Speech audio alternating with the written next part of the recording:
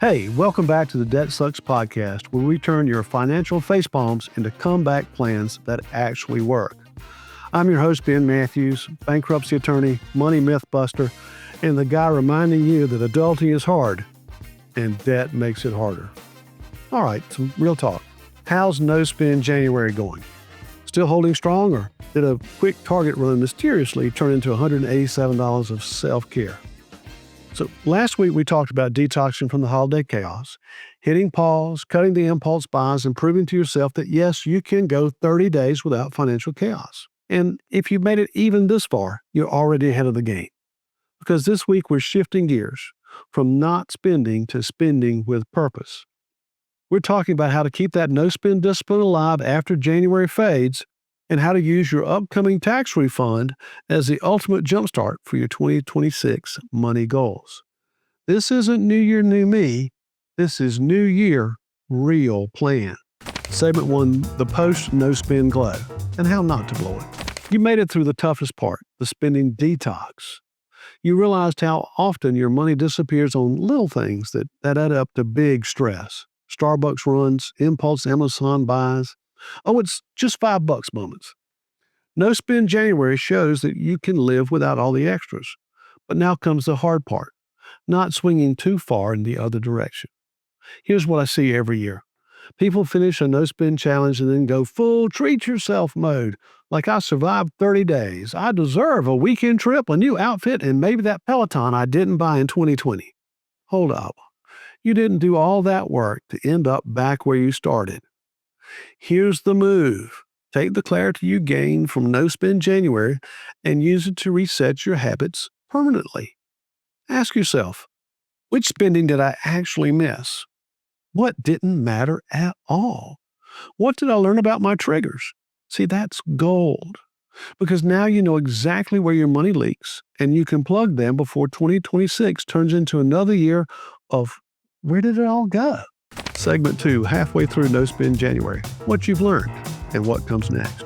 All right, here we are, midway through No Spend January. You've made it halfway through the month. And whether you've been crushing it or limping along, you've already learned something valuable. Maybe you've realized how often you buy out of boredom. Maybe you've seen how fast little treats can drain your checking account.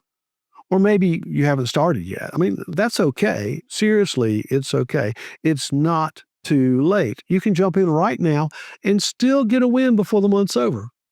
This challenge isn't about perfection. It's about awareness. See, January is a season of big promises and vague plans. New planners, new gym clothes, same paycheck. Everyone says, I'll save more. I'll spend less. I'll finally get it together. But most money resolutions, they suck. They're too big, too fuzzy, and too disconnected from real life. So let's fix that debt sucks style. Instead of saying, I'm going to get out of debt this year, say, I'm going to follow the debt sucks plan. Make my minimums, keep building my rock pile, and then knock out one debt completely. Instead of I'll try to save more, say, I'm going to move $50 from every paycheck into my shit happens fund before I buy anything else. Those are systems, not wishes. And systems are what separate a resolution from a result. If you've made it halfway through No Spend January, you've already started building the hardest muscle. That's discipline. Now it's time to use that same strength to build something lasting. And if you're just joining in, well, it's perfect timing. Start today. Because you don't need a perfect month to change your year. You just need to start before you talk yourself out of it. Segment 3, from refund to relief, turning free money into real progress and a little celebration. All right, let's talk about that beautiful, dangerous thing heading your way soon, your tax refund. Last week I said don't spend money just because you can. This week I'll add a twist. Don't waste your refund just because you got it. But don't feel guilty for enjoying a small piece of it either. Every year, people treat their refund like it's bonus money from the universe. But let's be real, it's not a gift. It's your money coming home from its government vacation. And what you do with it determines whether 2026 becomes your breakthrough or just another rerun. So here's how to use the refund the debt sucks way. Number one, build your shit happens fund. Start with $1,000 if you don't already have it. That's your panic-proof money, the cushion that keeps emergencies from becoming disasters. Flat tire, you've got it. Unexpected bill, covered. And this is where you stash your extra cash from your hammer until you can pile drive one debt in full. That's not luck, that's strategy. 2, attack one high-interest debt. You've been building your shit happens fund. Now it's time to use it with your refund. Combine the two. Crush one debt and celebrate like you just won the Super Bowl of adulting. Because paying off debt isn't boring. It's freedom in slow motion. 3, split it. Half for safety, half for freedom. Put half into your shit happens fund, half towards your smallest or loudest debt. That's the shit happens fund plus hammer combo that keeps you stable and moving forward. And 4, take a small slice to celebrate on purpose. You heard me. It's okay, maybe even smart, to take a tiny piece of your refund for something that reminds you why you're doing all this work. Dinner out, a new pair of shoes, a weekend day trip, something that feels like a reward, not a relapse. Because the goal isn't to punish yourself, it's to build a life where you can enjoy money without letting it control you. That refund can buy a lot of things: a TV, a trip, a temporary dopamine hit. But peace of mind, that's one thing that never goes on sale. And the best part, if you plan it right, you get both: peace and a little party to celebrate the progress. Segment 4, imagine being silent but wealthy. The real test isn't no-spend January. It's February. That's when the noise creeps back in. The just one coffee won't hurt. The I deserve a night out. The I've been good, I earned this. And sure, maybe you did, but if every reward puts you back in the same hole, was it really a win? Here's your new rule. Every dollar has a job. It either builds your future or funds your frustration. Keep your shit happens fund strong. Keep working your debt sucks planned. And when that refund hits, don't see it as a vacation fund. See it as your freedom fund. That's your first step toward peace, security, and something bigger: becoming silent but wealthy. Now I want you to picture that version of yourself for a second. No panic when bills hit. No racing thoughts at night. No comparing yourself to anyone online. Just quiet confidence. Money in the bank. Options when you need them. Calm instead of chaos. That's silent but wealthy. It's not about showing off. It's about showing up for your own future. It's the power to live on your terms, not your creditors. And the choices you're making right now, the discipline, the planning, the patience, this is the path that gets you there. This is the work that builds the life nobody sees, but everyone wishes they had. So keep going, keep building, because every smart move you make now brings you one step closer to that kind of quiet success. The kind that doesn't need applause. Listener question: can learning AI really protect my job? I got a message this week from a listener named Jordan who said, "Ben, I'm seeing layoffs everywhere, and I'm worried. My company's already talking about using AI to cut costs. Do you really think learning AI or automation tools could help me keep my job? Or am I just wasting my time?" Jordan, that's a great question. And it fits perfectly with what we've been talking about this month. Here's the deal. You're not crazy for thinking ahead. The job market's changing fast. AI isn't coming someday, it's already here. But instead of being afraid of it, you can learn how to use it as your money moat, that invisible layer of protection around your career and your income. Think about it like this. If your company starts automating tasks, who's the most valuable person in the room? The one who knows how to use the tools?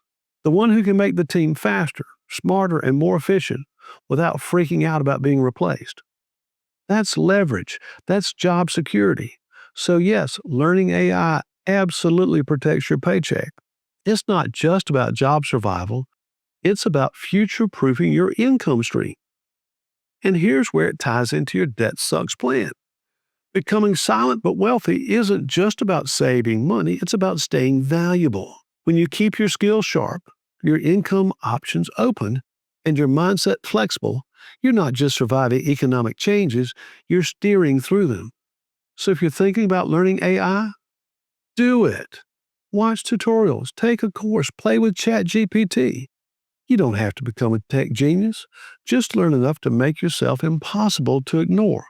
Because the people who learn to use AI won't lose their jobs to it.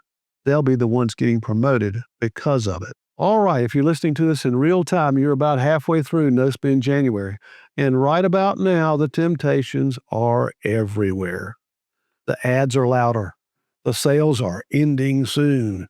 Your friends are saying, come on, it's just one drink. And your brain is whispering, you've been good, just one treat. But listen, this is the moment that counts. You've already done the hard part, starting. You've built some momentum, you've flexed your discipline, and you've seen glimpses of what control actually feels like. Now, this is not about protection, it's about endurance. Because No Spend January isn't punishment, it's practice. You're learning how to pause before you swipe. You're learning how to say not right now and mean it. This is how you build financial muscle, not by never slipping, but by staying focused when temptation hits hardest. And when you get through these last 2 weeks, that's when the real magic starts. Because by February, you'll have proof you can say no. And that means you'll finally be ready to start saying yes. Yes to smarter goals. Yes to a stronger plan. Yes to a life that feels calm, not chaotic. Your tax refund, it's not a bonus. It's an opportunity. A chance to put everything you've learned this month into action. This isn't about changing who you are. It's about uncovering who you were meant to be. Someone calm, confident, and completely in control.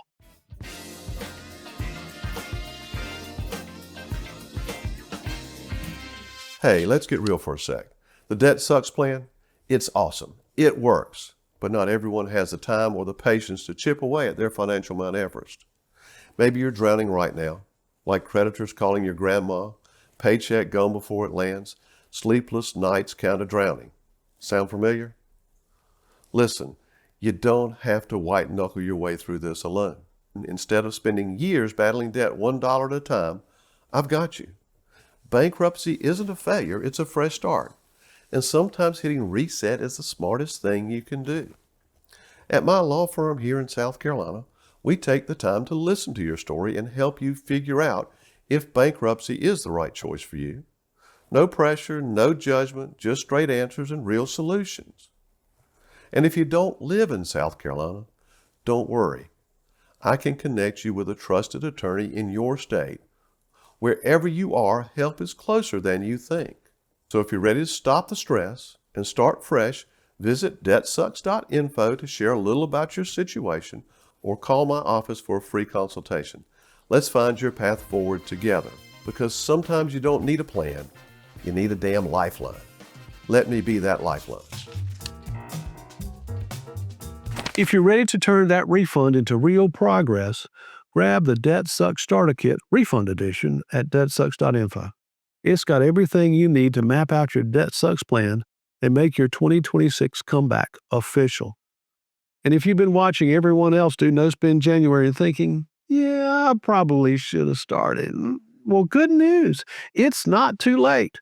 You can learn a lot in 2 weeks. Even a short burst of intentional spending can show you where your money's sneaking off to, what you actually value, and how much calmer life feels when your wallet isn't under constant attack. So whether you've been on the challenge since day one or you're jumping in now, tag me with your progress using #DebtSucksChallenge.